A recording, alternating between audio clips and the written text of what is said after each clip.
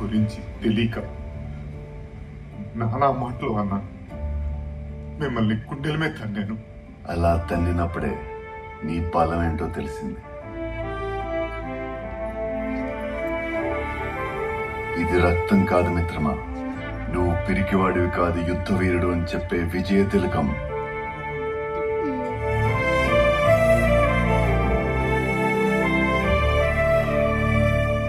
ఎదురు చూడని విపత్తు నుంచి దేవుళ్ళ వచ్చి కాపాడారు.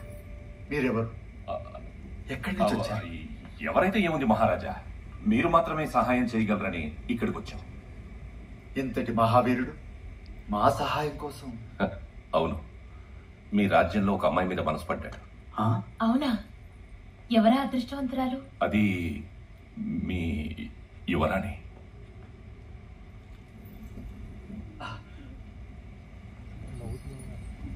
ఇంతకంటే ఆనందం ఇంకేముంటుంది?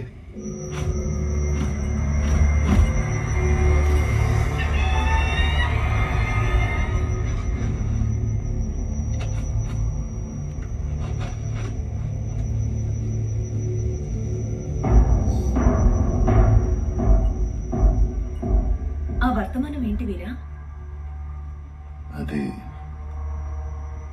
ఏంటది? మిమ్మల్ని బంధించి తీసుకురామని రాజమాత శివగామి దేవాజ్ఞ.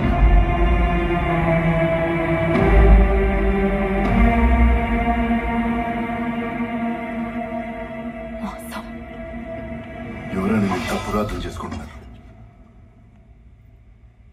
శత్రుముఖం నుంచి కాపాడిన దేవుట్లా నిన్ను కొలిచేలోపు నన్ను బంధించడానికి వచ్చానంటున్నావు.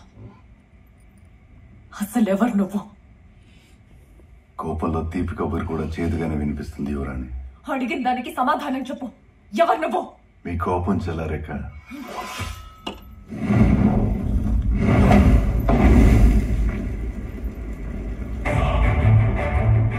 మాహిష్మతికి కాబోయే సామ్రాజ్యాన్ని